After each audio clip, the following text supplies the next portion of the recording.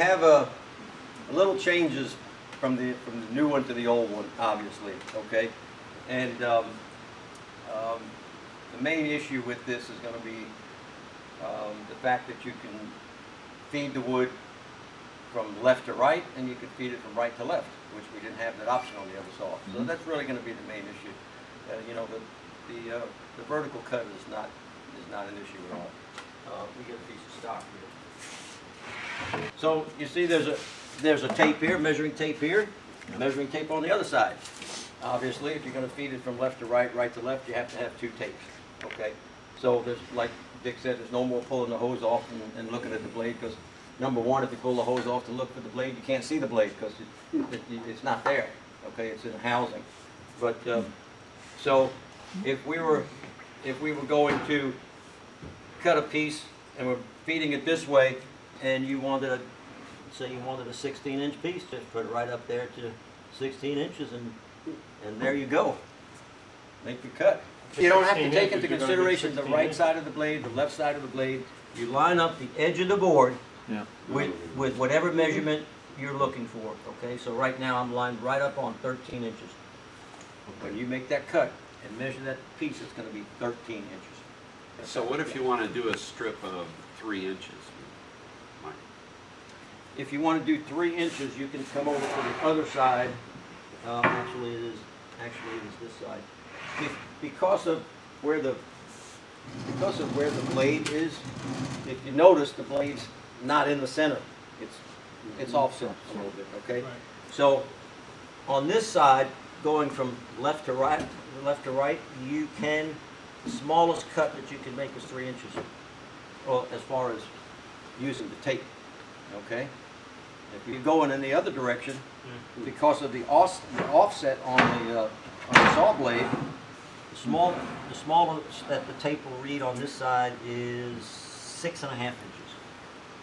I'm not going to say most people, but a lot of people use this as, you know, to get close to their measurement, take it over to the table saw and make your final cut. Me personally, I use this to get my exact measurement. You know, if I'm looking for, you know, the 20-inch piece with the old saw, you know, you would make the mark and line it up. With this saw, you put it on 20 inches, it's right there. So I can do 8 inches on either side. On either side. Right. Yeah. So if you want to make multiple cuts for the same, you know, size, you just clamp this on here and bring your stock up to that, and, you know, just like you do with the chop saw. The vertical, I mean the horizontal tape is turned this way. Okay, so it's kind of hard to see. There's two indicators on here, an upper and a lower. Okay, and really everybody just needs to come by and look at this. Otherwise, you know, you see it. There's two indicators. There's a lower and an upper. Piece of metal that sticks out. This will, the carriage will turn 360. All right. So you got two pins, you pull out and you turn it, depending on which way you're going to feed the wood. Okay.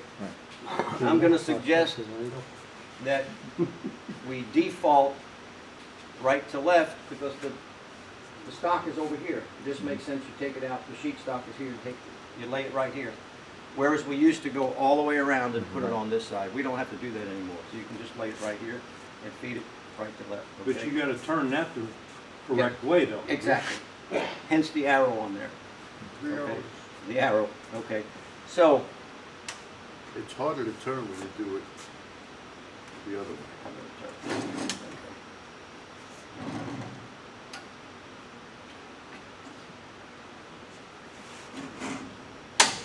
So, Feed direction. so 4 horizontal cuts feed wood this way. That's the only purpose of that arrow. Yeah. Okay. When you turn it this way to make vertical cuts, the arrow doesn't mean anything. It's only for horizontal cuts. Okay, so that's where the confusion is going to come in. So the reason you have 2 indicators on this horizontal tape is when you turn this, since the blade is off center, when you're feeding it right to left, the blade is in the upper position. If you turn it all the way around to feed left to right, the the blade is now in the lower position. So you have to have two separate indicators. Hence the two different. Hence the two indicators, okay? Now, as it stands right now, if I'm gonna make a cut going this way, right? I can see this upper indicator fairly well. But if you do it the other way around, you can hardly see the bottom one. It's very difficult to see because the housing and the saw gets in the way. So, what I suggest is, Take the hose off. You know, no, that's okay. What I suggest is, take your measurement first.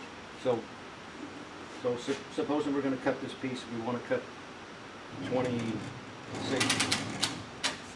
inches.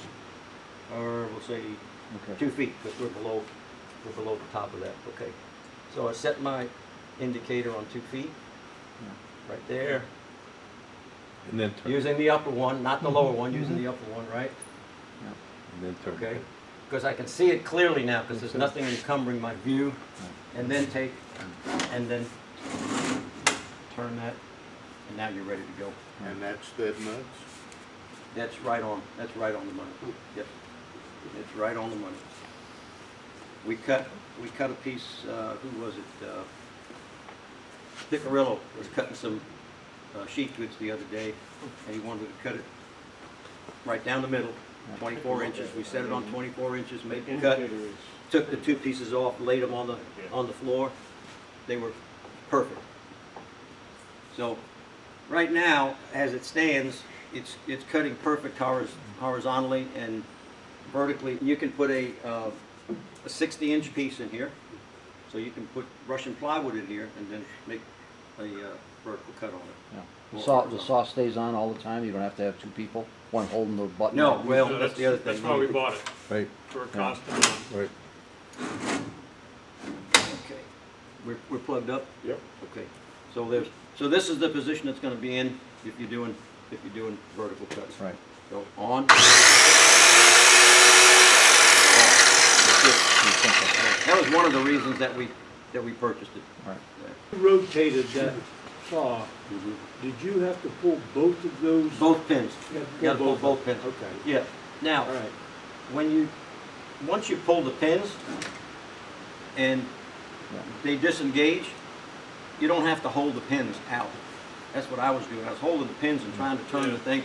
You don't have to do that. Just once you just turn loose of it and then turn it until it clicks in place. That's it. Hopefully it did blow in. I don't like that. I would have did that. Okay, so let's cut a piece at 10 inches.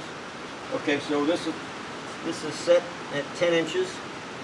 Somebody got to take measure because I don't have mine on me.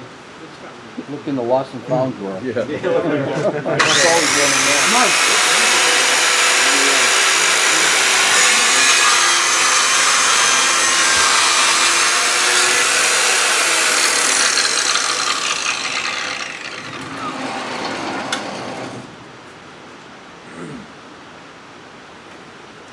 Take a look at it. It's dead on.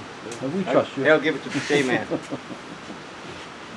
It's dead on. I even have my glasses on too. Yeah, right on the money. You're good. Yeah. I mean, it's dead accurate. Let's just see what the difference is. Set it at 10 inches. That's right, it's kind of right behind the pole, and it could be that maybe I didn't have it lined up correctly. You know what? Pick one outside Oh, the yeah. pole, make sure. And knock myself out, let's do Yeah, 11 11. inches. Wood's free. All right, there's 11 inches right there.